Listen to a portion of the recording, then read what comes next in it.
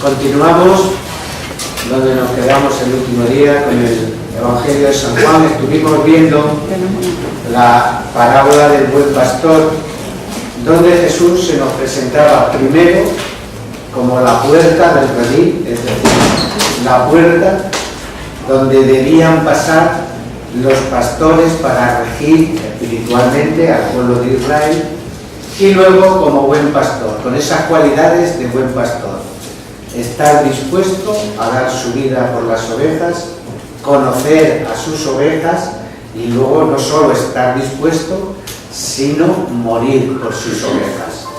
Y vimos cómo esa muerte de Cristo tenía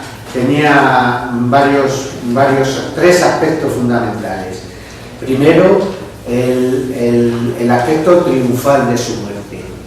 Muere para resucitar después.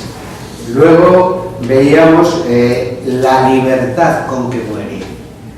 Nadie me quita la vida, la doy porque quiero. Esa libertad con que muere. Y por último, para esa obra de Cristo, esa obra, esa muerte triunfal, no hace más que realizar, tiene un mandato del Padre. Yo solo hago lo que mi Padre me manda. Y veíamos también ese aspecto que se veía de la Iglesia, los cuatro aspectos: es una, santa, católica y apostólica, ¿no?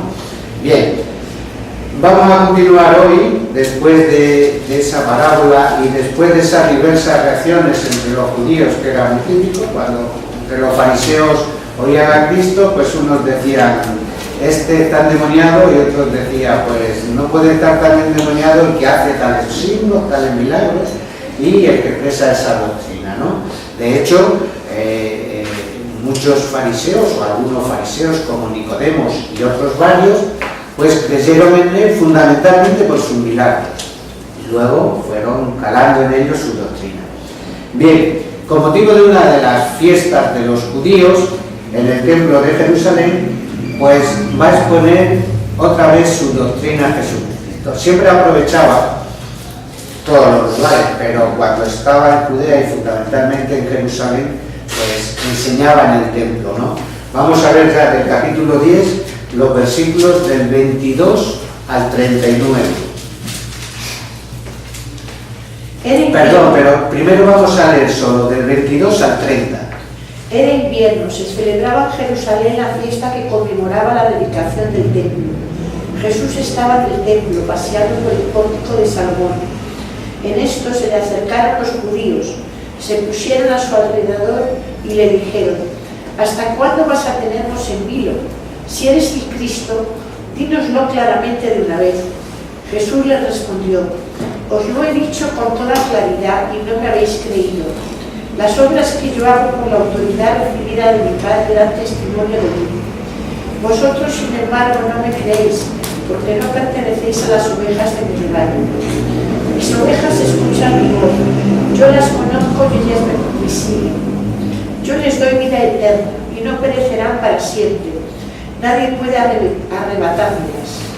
Mi Padre, que me las ha dado, es superior a todos, y nadie puede arrebatarlas de manos de mi Padre. El Padre y yo somos uno. El Padre y yo somos una sola cosa. Declaración trascendente de Cristo. Bien, dice que estaba en Jerusalén y se dedicaba y se celebraba la fiesta de la dedicación. La fiesta de la dedicación se celebraba en conmemoración de... Se celebraba anualmente celebrando la purificación del templo. La purificación del templo que hizo Judas Macabeo en el año 165 a.C., con motivo de la profanación del templo que había hecho poco después Antíoco Epífanes. Leer en la primera de Macabeos 4, 44, 51.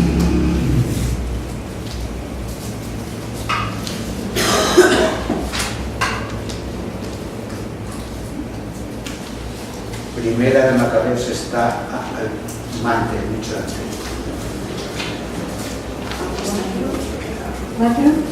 4, 44, 51.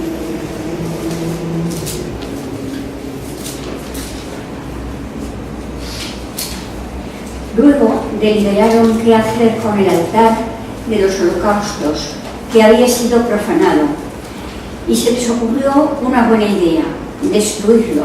Así no nos serviría de oprobio por haberlo profanado los paganos. Así que lo destruyeron y colocaron las piedras en el monte del templo, en un sitio apropiado, hasta que viniese un profeta y resolviera lo que había que hacer con ellas.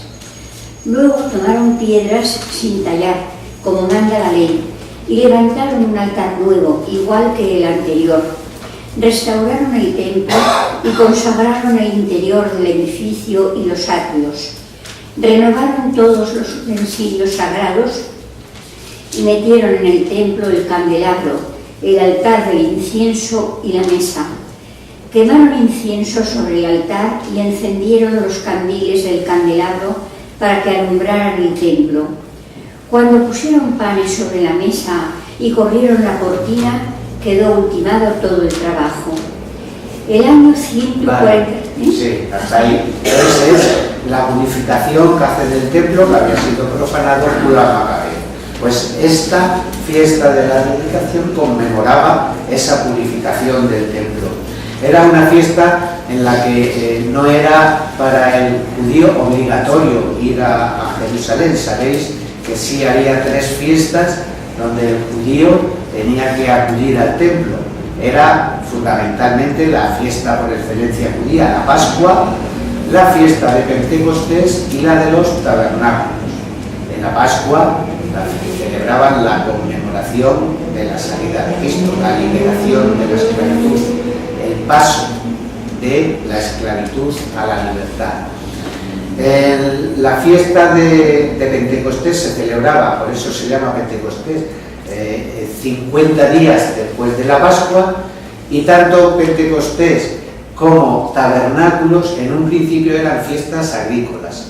En la fiesta de Pentecostés se celebraba, se ofrecían las primicias de todo lo que el campo producía, y en las fiestas de los tabernáculos se conmemoraba, era una fiesta de acción de gracias después de la recolección de las cosechas, dando gracias a Dios por las cosechas recibidas, y luego también pidiendo a Dios pues la lluvia y los factores meteorológicos apropiados para las próximas cosechas.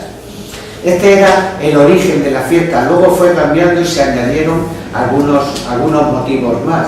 Por ejemplo, en la fiesta de Pentecostés se conmemoraba la entrega de la ley en el Sinaí, y en la fiesta de los tabernáculos la estancia durante 40 años en el desierto, por eso se llamaba también la fiesta de las tiendas.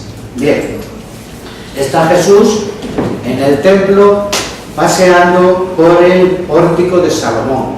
Era el pórtico más esplendoroso, por así decir. Además, hace hincapié en que era invierno. Este pórtico daba al este, al saliente, estaba justo enfrente del Monte de los Olivos, y era, por así decir, un sitio más agradable para estar más al sol. Bien, en uno de los días de las fiestas, los judíos, que ya sabéis que en el Evangelio de Juan siempre o casi siempre se refiere a los fariseos, y siempre o casi siempre estos fariseos son hostiles a Cristo, hostiles a su doctrina, le rodean para que les diga de una vez, que no les tengan miedo, que si es el Mesías se lo diga claramente. Es verdad que Cristo, salvo en muy contadas ocasiones, es decir, a sus discípulos y a la samaritana, nunca se dio el título a sí mismo de Mesías. Hablaba siempre un poco de forma indirecta, se presentaba pues como el enviado de Dios, como el Hijo del Hombre, pero nunca se presentó como Mesías. ¿Por qué? Porque el ambiente de excitación mesiánica que había en ese momento pues exigía una gran precaución y táctica en el desenvolvimiento de este asunto. Es decir, si se hubiera presentado como Mesías, pues quizás más en las circunstancias y el modo de pensar que tenía judío del Mesías que había de venir, pues hubiera sido contraproducente en la época. Bien, hablaba con un procedimiento indirecto, y la respuesta de Cristo va en ese mismo sentido. No les dice abiertamente yo soy el Mesías, sino os lo he dicho muchas veces y no me creéis. No lo he dicho de palabra, pero lo he dicho con obras. Y con las obras hechas en nombre de mi Padre, por lo tanto esas obras dan testimonio de mí. Pero a pesar de todo ellos no le creen. ¿Por qué? Y Cristo va a dar la razón honda de todo esto. Y con motivo de este diálogo va a hacer una declaración determinante de su divinidad.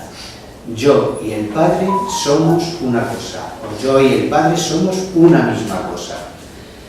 Y primero le dan la razón de por qué no creen en Él. No creen en Él porque no son de sus ovejas, porque si fueran sus ovejas, éstas oyen su voz, por lo que se sigue que Él las conoce, ellas le siguen y Él les da la vida eterna. Por eso no perecerán. Y nadie le arrebata las ovejas de su mano. Y con esto, con las ovejas, es un don del Padre a Cristo. Nadie puede arrebatar nada del Padre. Y termina con la declaración solemne. El Padre y Cristo son una misma cosa. Pero hay varios puntos doctrinales en este pasaje. Primero, la fe en Cristo y en su obra. En la fe en Cristo y en su obra existe una predestinación. Jesús mismo lo va a decir en el mismo Evangelio de Juan a propósito de su incredulidad en él. Leer Juan 6:44.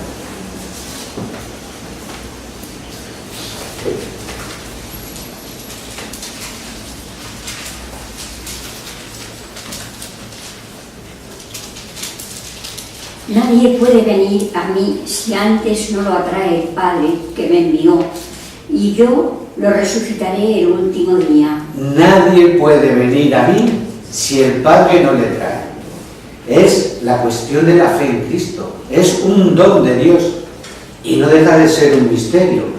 Un misterio de por qué yo sí tengo fe y el de al lado no. ¿Es que me quiere a mí más de Dios que al de al lado? No. Probablemente en esta cuestión de la fe, por eso digo que es un misterio, si haya el que Dios vea esa correspondencia a la fe. Y entonces quizás tendría explicación algunos textos de esos difíciles que se ven de vez en cuando en el Evangelio. Es decir, cuando Cristo dice, al que tiene se le dará, y al que no tiene, aun lo que no tiene, se le quitará y se le dará al que tiene. Pues quizás está hablando de la cuestión de la fe y de esa correspondencia a la fe. Es decir, Dios, que ve la correspondencia, al que ve que va a corresponder a la fe con esa ansia de la palabra de Dios, le da la fe, y al que no va a corresponder con ninguna ganas de oír la palabra de Dios, pues se la quita y se la da al que tiene para que sea productiva. Por eso digo que la fe en Cristo y por tanto en sus obras es un don de Dios, es una predestinación. Y por eso dirá que los que creen en Él es un don del Padre. Segunda cuestión, Cristo se presenta con un conocimiento sobrenatural sobre sus ovejas y se presenta dotado de un poder trascendente. Pues nadie puede arrebatar de su mano estas ovejas. Ese es el poder que ha recibido del Padre.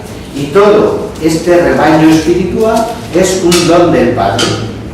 Lo que el Padre le dio es más precioso que todo. Y se pregunta, ¿qué es lo que el Padre le dio? Bueno, pues ahí están los estudiosos deliberando. Dicen algunos, lo que el Padre le dio fue su naturaleza divina, porque esto recuerda un poco con lo que dice el Concilio IV de Letrán. Sabéis, se celebró en 1215 y decía el Concilio IV de Letrán: el Padre, generando eternamente al Hijo, le da su sustancia conforme a lo que él mismo dice: lo que me dio el Padre es más grande que todo.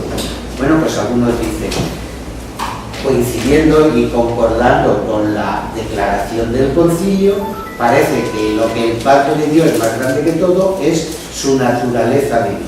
Otros dicen, no, es su poder divino. Es decir, sería el poder divino que el Padre le había comunicado, tanto para hacer milagros como para conducir sus ovejas y darles la vida eterna. Pero nos preguntamos, si lo que le dio el Padre era la naturaleza divina y el poder divino, ¿quién podría arrebatar del Hijo la naturaleza divina o el poder divino? Nadie, aunque quisiese. Por lo tanto, lo más lógico pensar que lo que el Padre le da es más precioso que todo son las ovejas que oyen su voz. La garantía de que las ovejas que oyen su voz no perecerán es que nadie las arrebatará de su mano, porque es un don que le dio el Padre, el cual don es más precioso que todas las cosas.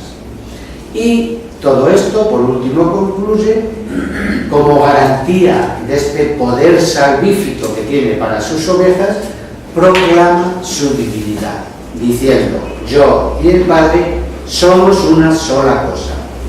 Los poderes divinos del Padre son los del Hijo. Aquí, pues, la afirmación es absolutamente trascendental y indica esa identidad de poderes. Presupuesto ello, la identidad de naturaleza. La identidad de naturaleza entre el Padre y el Hijo. De aquí, al dejarse ver el misterio divino de Cristo. Bien, y esta expresión de el Padre y yo somos una misma cosa tiene su clarificación o casi su explicación en la oración sacerdotal de Cristo, la víspera de su muerte. Leed Juan 17:5.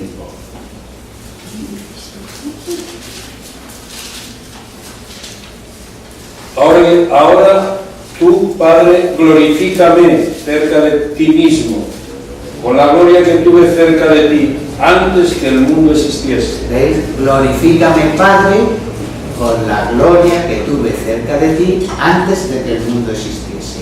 Y también se clarifica esta proclamación de su divinidad en el prólogo del Evangelio de Juan. Empezaba el prólogo. Fijaos que el prólogo del Evangelio de Juan, en sus 2 primeros versículos, da una enseñanza fundamental. Al principio era el Verbo, es decir, está expresando la eternidad del Verbo, porque antes del principio que existía, ¿cómo empieza la Biblia? Al principio creó Dios el cielo y la tierra, es decir, antes del principio no hay nada, solo la eternidad de Dios. Si al principio ya existía el Verbo, es que el Verbo es eterno. Por lo tanto, al principio era el Verbo. El Verbo estaba en Dios. 2 personas distintas, el Padre y el Hijo. Y el Verbo que se va a encarnar era Dios. ¿Veis? Pues queda también explicada y clarificada esta frase de el Padre y yo somos una sola cosa. Leemos a continuación los versículos siguientes, del 31 al 39. Los judíos que estaban con ella en la casa... No.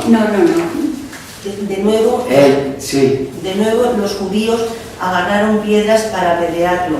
Jesús les replicó: he hecho muchas obras buenas ante vosotros de parte de mi Padre. ¿Por cuál de ellas me apedreáis? Los judíos le contestaron: no te apedreamos por ninguna obra buena, sino por blasfemia, porque tú, siendo hombre, te haces Dios. Jesús les respondió: ¿no está escrito en vuestra ley, yo dije, sois dioses? Si la ley llamó dioses a los que se dirigió la palabra de Dios y la Escritura, no puede fallar. ¿Por qué decís que blasfemo yo, que he sido consagrado y enviado al mundo por el Padre, porque he dicho, soy hijo de Dios? Si no hago las obras de mi Padre, no me creáis, pero si las hago, aunque no me creáis a mí, creed en las obras, para que sepáis y reconozcáis que el Padre está en mí y yo en el Padre. Por eso intentaban prenderlo de nuevo, pero se les escapó de las manos. Bien, ¿veis? Ante esta afirmación trascendente de Cristo, los judíos buscan piedra para apedrearle. Y lo entendieron muy bien lo que quiso decir Jesús. Para apedrearle por blasfemo, puesto que tú, siendo hombre, te haces Dios. Entendieron perfectamente la declaración de Cristo. Bien, ante esta acusación de blasfemia, pues Cristo va a utilizar un nuevo argumento y se va a basar en la Escritura, en la ley. Dice, en la ley se lee la siguiente personificación. Leer Salmos 82:6.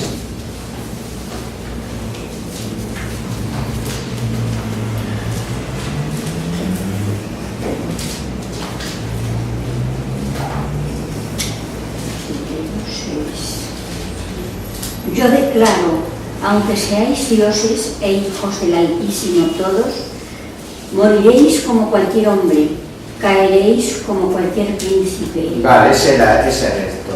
Yo dije, sois dioses todos vosotros, hijos del Altísimo.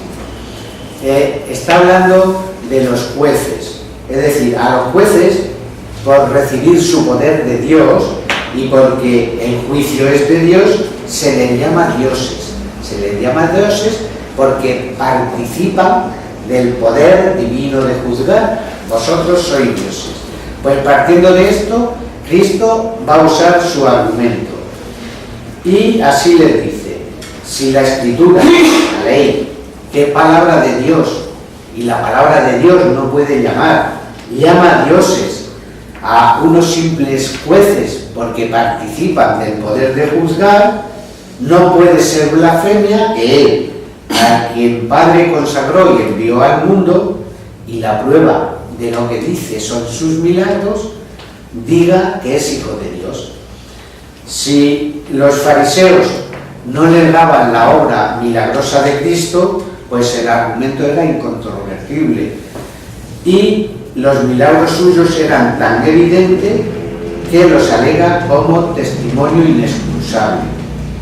Precisamente, decíamos antes, los milagros fueron lo que hizo creer en él a Nicodemos y a otros muchos fariseos. Viene a decir que más que un simple juez, Dios, es decir, que le llaman dioses a los jueces, era el que el Padre envió al mundo como su Mesías y proclamándose hijo de Dios. Y por eso dirá y alegará después, para que sepáis y conozcáis que el Padre está en mí y yo en el Padre. Fijaos, el argumento que vuelve a hacer Cristo no es suavizar la primera declaración, lo del Padre y yo somos una sola cosa, sino reafirmarse rotundamente en ella. Por eso dice que los judíos buscaron de nuevo la forma de atenderle y de cogerle. Entonces, si Dios estaba jurídicamente presente en los jueces, tenía que estar realmente en el que se decía en el que se decía su hijo, Cristo. Bien, Cristo, como sabéis, muchas veces asumió sobre sí los atributos de lo que era Dios y del ser Dios. Por ejemplo, leer Juan 5, 19 y 30.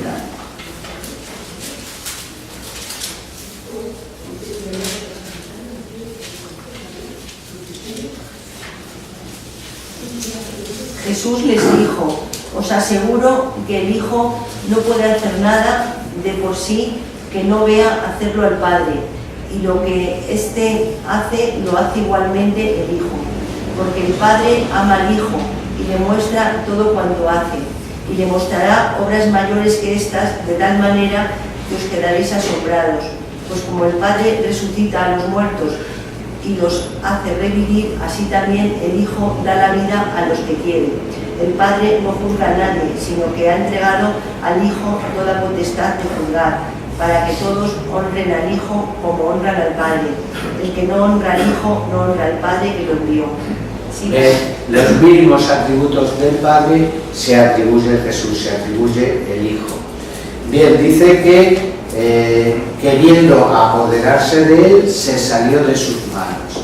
Es decir, ¿cómo? No lo sabemos, pero acaso una vez más la grandeza de Cristo sin aparatosidad pues se impone, pues se desaparecería del lugar de una forma normal y sin extravagancia. Bien, vemos los versículos ya últimos del capítulo 10, leemos los versículos del 40 al 42. Jesús se fue de nuevo al otro lado del Jordán, al lugar donde anteriormente había estado bautizando Juan, y se quedó allí. Acudía a él mucha gente que decía: es cierto que Juan no hizo ningún signo, pero todo lo que dijo acerca de este era verdad. Y en aquella región muchos creyeron en él. Muy bien, ¿veis? Ante esta trifulca, podríamos decir, con los judíos, la cosa está, pues Cristo se retira a un lugar más tranquilo, se retira a Transjordania, al otro lado del Jordán, donde Juan empezó a bautizar, es decir, se retira a un lugar llamado Betania, que no hay que confundirle con la Betania que vamos a ver a continuación, que veremos la resurrección de Lázaro. Es una Betania distinta. Leer Juan 1:28.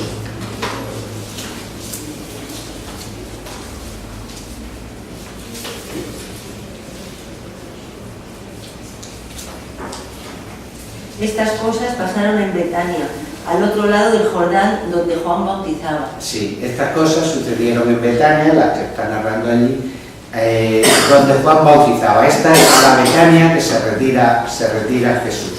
Y dice que muchos venían a él y decían: Juan no hizo milagro alguno, pero todas cuantas cosas dijo Juan de este eran verdad. Y muchos allí creyeron en él. Quizás el evangelista haga hincapié en esto de que Juan no hizo allí milagros. Quizás para indicar un poco, pues, situar la figura del Bautista en inferioridad a Cristo. No porque Juan en ningún momento hubiese pretendido ser el Mesías o superior. Ya sabéis, aquellas delegaciones que le enviaron, dejó muy claro que él era el precursor y que detrás de él venía uno mayor que él, del que no era digno ni desatarle la correa de sus sandalias. No era Juan, pero sí las sectas que continuaron después de Juan le situaban en una esfera a la altura o con el Mesías. Fijaos, cuando San Pablo llega a Éfeso, hay muchos que solo están bautizados con el bautismo de Juan. Y le extraña mucho a San Pablo. Hechos de los Apóstoles 19:1-7.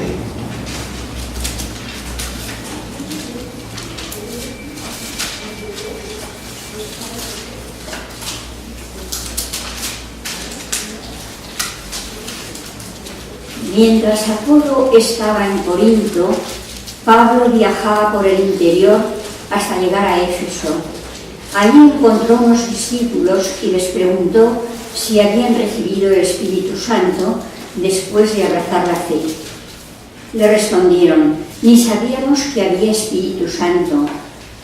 Les preguntó: entonces, ¿qué bautismo habéis recibido? Contestaron: el bautismo de Juan.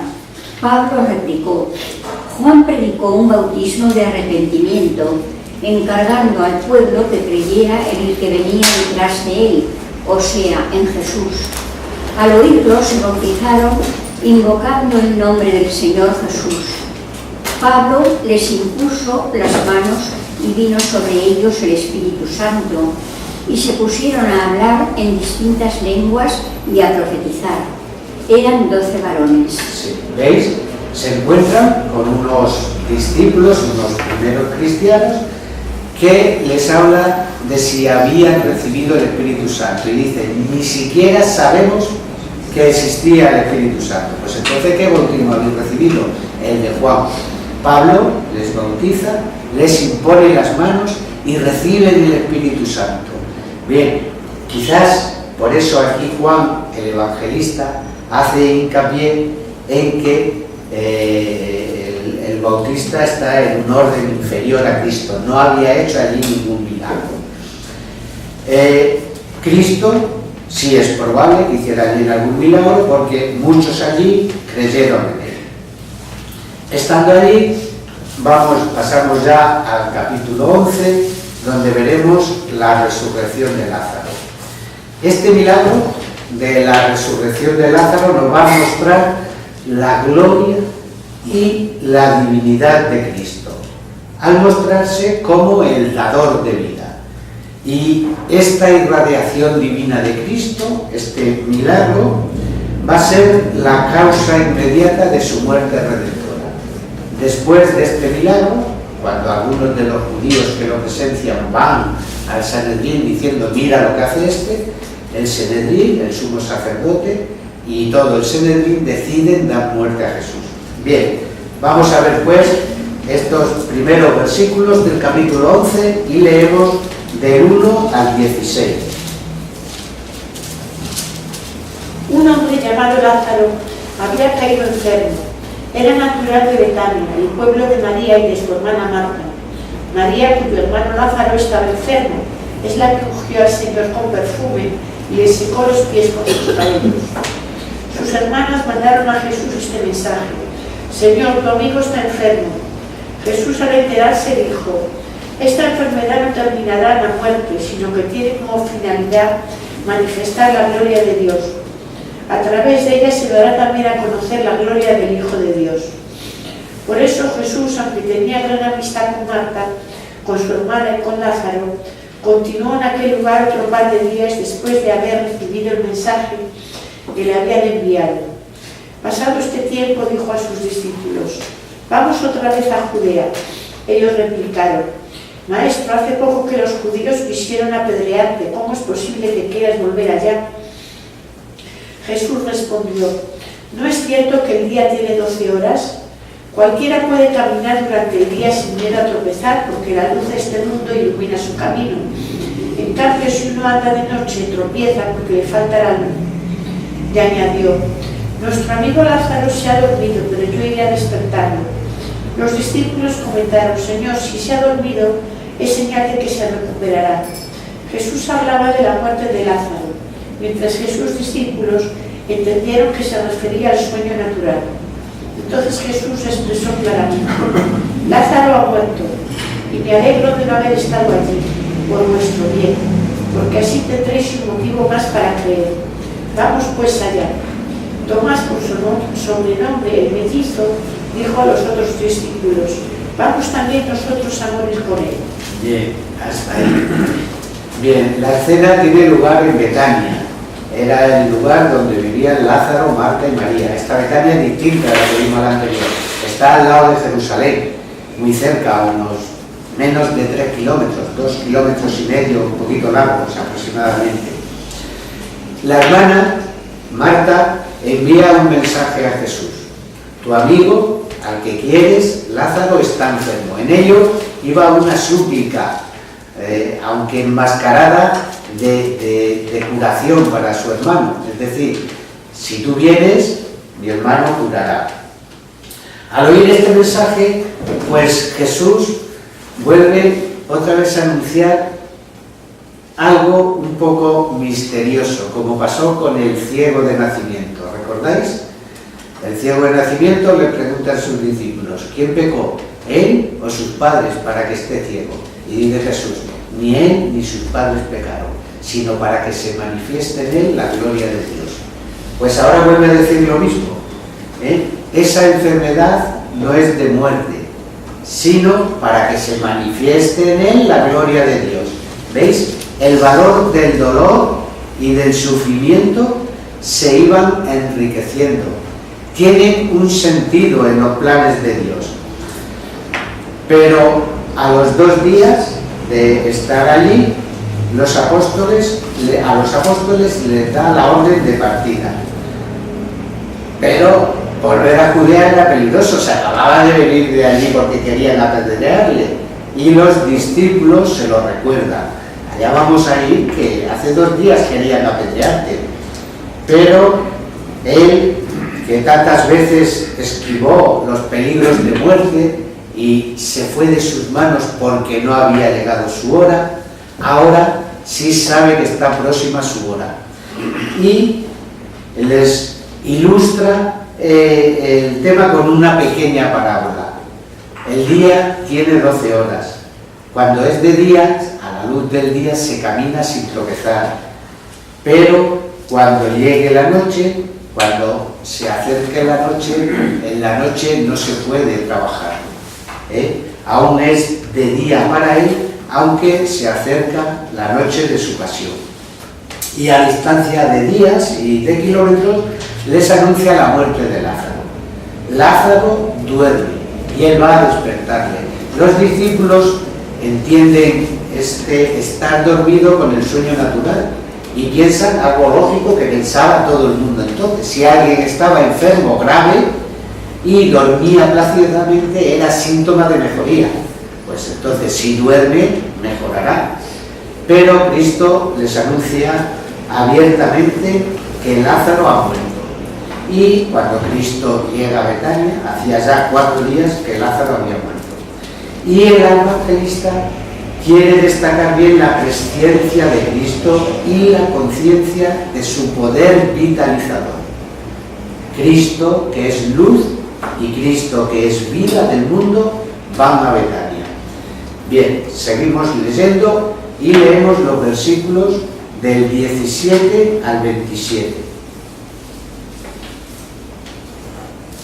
Cuando Jesús llegó, encontró que llevaba 4 días en el sepulcro. Betania queda cerca de Jerusalén, a unos 3 kilómetros. Muchos judíos habían ido a visitar a Marta y María para darles el pésame por la muerte de su hermano.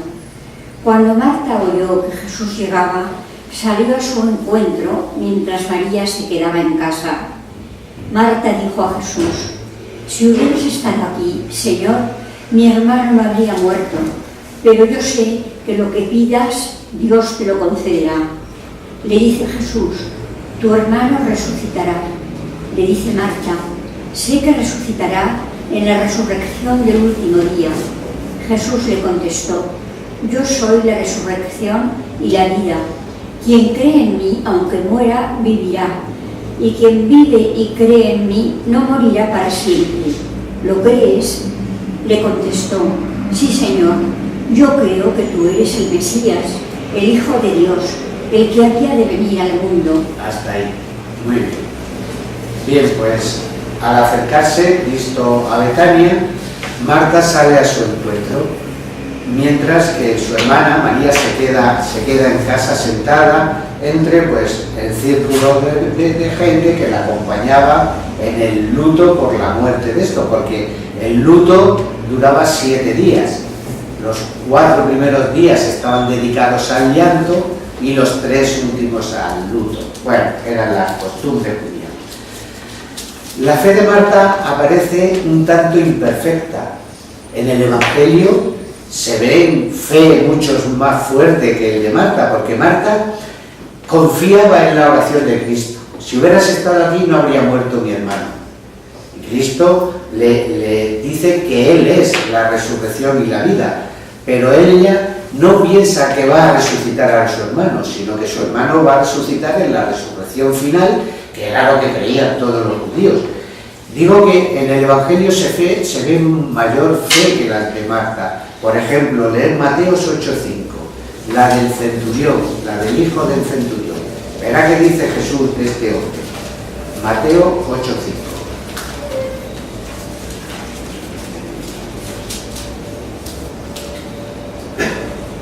Él le preguntó: ¿cuántos panes tenéis? No, Mateo 8:5. Perdón. Al entrar en Cafarnaúm, se le acercó un centurión suplicándole. Sí. ¿Sigo? Sí. Señor, tengo en casa un criado paralítico que sufre terriblemente. Jesús le respondió: yo iré a curarlo. Replicó el centurión: Señor, no soy digno de que entres en mi casa, pero de una sola palabra y mi criado quedará sano. Porque yo, que soy un subalterno, tengo soldados a mis órdenes, y digo a uno: ve y va, y otro: ven y viene, y a mi criado: haz esto, y lo hace. Al oírlo Jesús se quedó admirado y dijo a los que le seguían: os aseguro que jamás he encontrado en Israel una fe tan grande. Por eso os digo que vendrán muchos de Oriente y de Occidente. Bien, hasta ahí. En verdad os digo que no he encontrado en Israel fe tan grande. ¿Veis? Hay fe por encima de la fe que tenía Marta. Aunque Marta dice a Cristo que cuanto pida a Dios se lo concederá, no cree en la resurrección de su hermano. Y prueba de ello es que piensa, cuando Cristo se lo afirma, que su hermano vivirá, ella piensa en la resurrección final. Pero Cristo le dice: yo soy la resurrección y la vida. El que cree en mí, si muriese, vivirá, y todo el que cree en mí no morirá para siempre. Digo, la fe en la resurrección de los muertos, era creencia universal, pero no sabía que el Mesías fuese el agente de esa resurrección. Cristo se presenta como el Mesías. Él es la resurrección, porque el Padre le dio el tener vida en sí mismo. Y Cristo, con esta enseñanza, se proclama Dios. Ya lo dijo antes: como el Padre resucita a los muertos y les da vida, así también el Hijo a los que quiere les da vida. Tal como está redactada aquí esta expresión, nos haría pensar en la resurrección física de Lázaro. Esa resurrección de Lázaro, acusada por ser Cristo la resurrección. Esa resurrección sí va a ser física, no es la resurrección final, es decir, Lázaro resucitó para volver a morir, pero esta misma resurrección está vinculada a la fe en Cristo, que da la vida sobrenatural. Y esta es la fe que Cristo pedía a Marta. Marta le confiesa como Hijo de Dios, como Mesías, y le dice: sí, yo creo que tú eres el Mesías, el Hijo de Dios que vino al mundo. Bueno, nos quedamos aquí, y el próximo día tenemos salmos.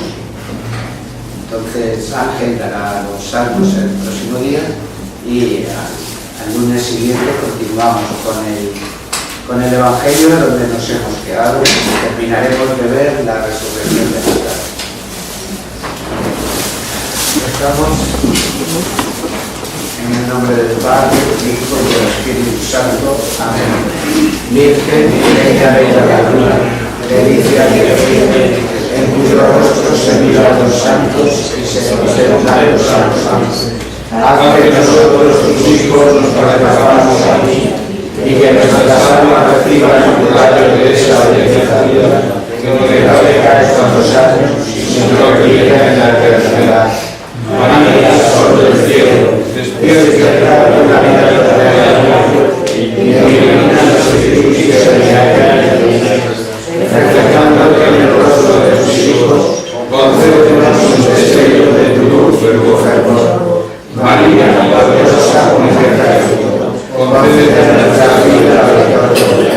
Somos rebeldes y nuestros enemigos se sobrecen contra sus cargas, mas con correa de los enemigos se produce el cerro. El rostro de poder de bien y de una paz de la sálvanos, María, y bella como la luna, única como nosotros, te vive y Dios levantado de guerra, no por el odio, sino por la llama del amor. Amén.